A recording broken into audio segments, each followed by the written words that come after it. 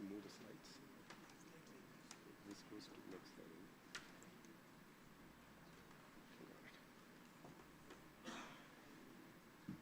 I'm probably the guy that is standing between you and the cocktails, so I'll try and keep this as short as possible. My name is Vasudevan Swaminathan, in short Vasu, and I'm the founder and CEO of Zuci Systems that you see on the other side, the blue and the yellow one.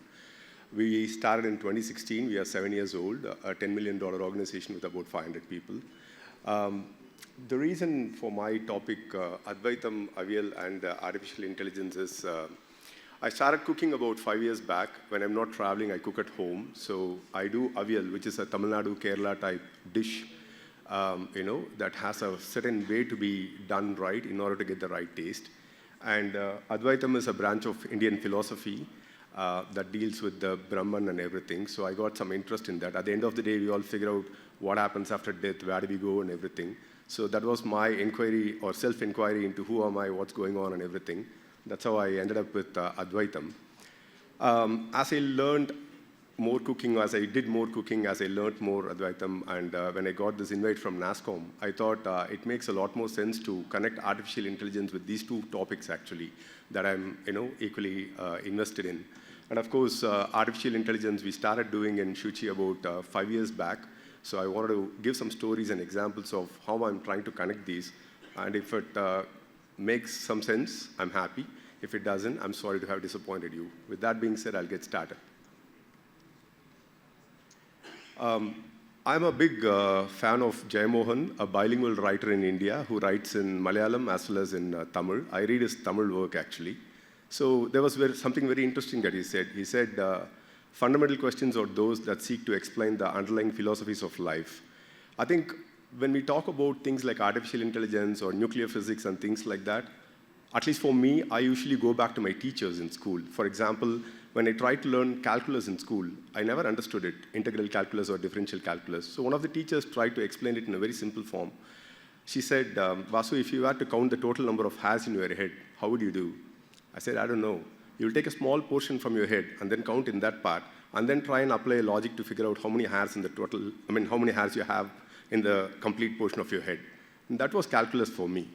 So when Jayamohan said this, I realized that it is the teachers who make it very simple for us. So not stopping there, Jayamohan also led me to two more teachers of Advaita Vedanta, Nitya Chaitanya Yati with the black beard and Nadaraja Guru with the white beard. There were two stories of them which had a very profound impact on me, and of course which led me to this topic also. So I'll try and share it. I'll keep this very short, I promise, okay?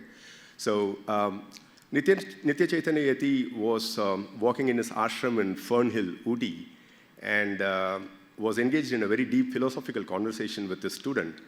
And from the chimney, the kitchen chimney, the smoke came actually. So he stopped for a moment and said, the guy who is making the tea in the kitchen put the sugar ahead of time in the water, and now the tea is going to really taste bad. So having engrossed in a deep philosophical conversation, his senses were always open to different things. He was always open to everything actually. So this is an example where he was literally observing everything, and then all of a sudden he said, this tea is not going to taste bad simply because somebody added sugar ahead of time in the water. And it so happened in his earlier days when he wanted to become a monk, and he went to Nadaraja Guru. He was a very rich person, by the way. Chaitanya Yati was a rich man from Kerala, and he had a rich family and everything. So when he went to become a monk, he and Nadaraja Guru, obviously as Guru and Sishya, spent a lot of time together. And in one of their early days, Nadaraja Guru told Yati to cook Avial for him actually. He said, today we are going to have rice and Avial. And Yati was like surprised and a little shocked, and to say a little hurt actually. He said, I came all the way here to learn Advaita Vedanta from you. I didn't come here to learn Avial. I didn't come here to make Avial or learn to make Avial. I came here only because I wanted to learn Advaita Vedanta from you. Why are you making me do all these things? Why are you making me to do Avial and things like that? I had servants at home who used to take care of things. I've not even seen the kitchen at home. Why should I go through this? So it was a very important line that Nadaraja Guru told him. I'll try to say it in Tamil and then in English.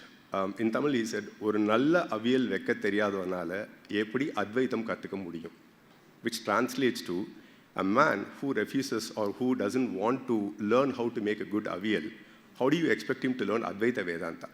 This statement had a very profound impact on me, and every time I engage in learning something, when I try to do something, I've always taken this line as an inspiration by saying, how do you really do big things if you don't understand the small things, basically? So if a topic like Advaita Vedanta can be learned only when you do smaller things like Avial, it becomes all the more important to learn the fundamentals before you get into something like artificial intelligence.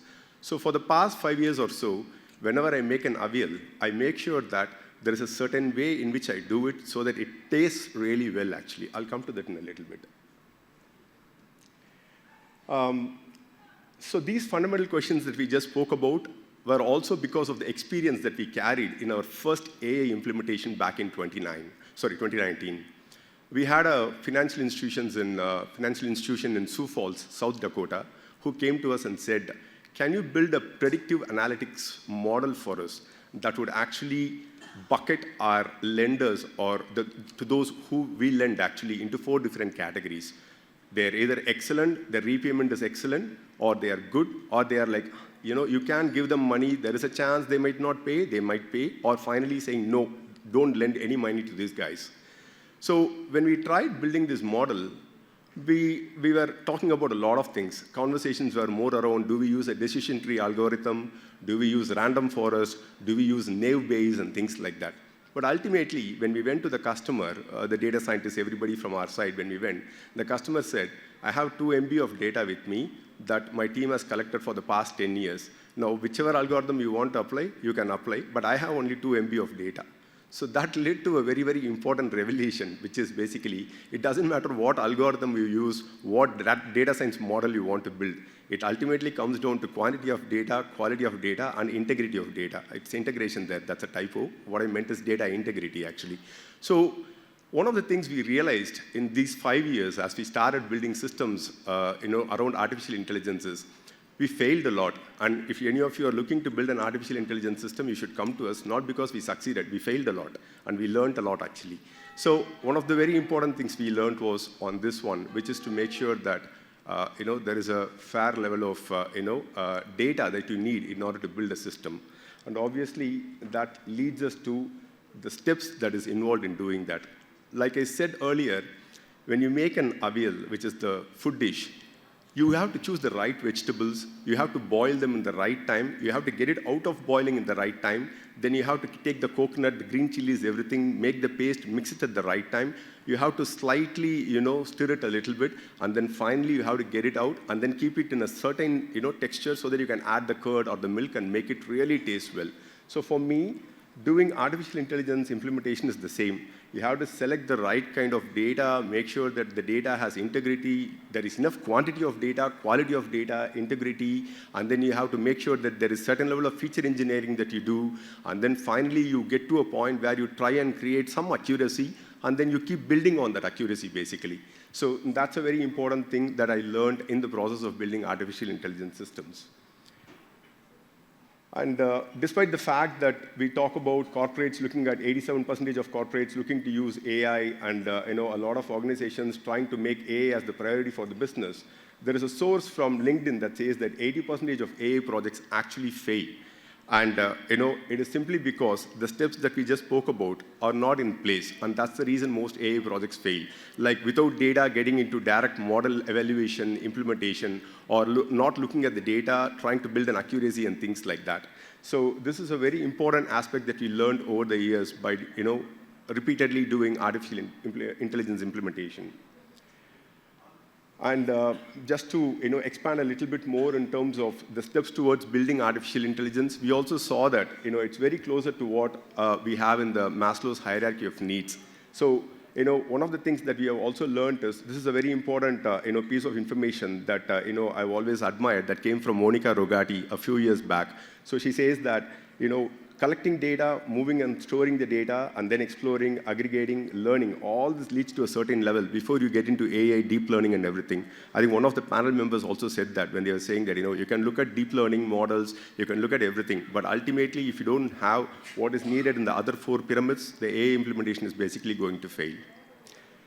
So I'll just come to the end of this presentation by saying that Dutch painter Vincent van Gogh said, great things are done by a series of small things brought together.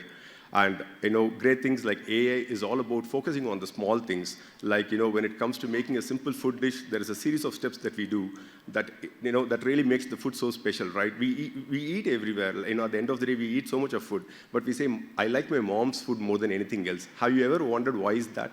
It's not because she's your mom. It's because there is a certain patience that she puts in. There is a certain way in which she adds the spices. There is a certain way in she actually does it. And that's what makes it taste so good, actually. Nothing else, if you look at it. So every time we say, my mom is the best a maker of food. And that's simply because there is a series of things that she follows, small things that she follows, in order to make that particular dish that we all look forward to, right?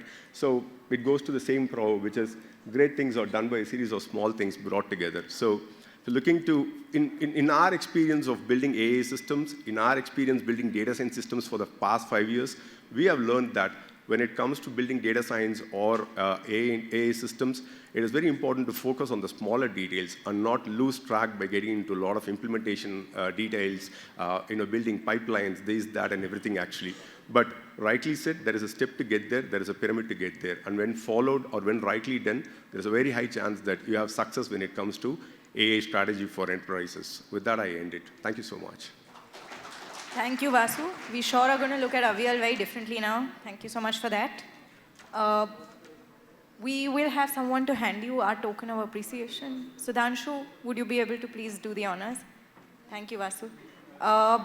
We move on to the next session, which is by Mr. Senthil Kumar, Chief Growth Officer, Vinayaka Missions Research Foundation. He's going to talk or share thoughts about a very insightful topic, AI blueprint for higher education in India.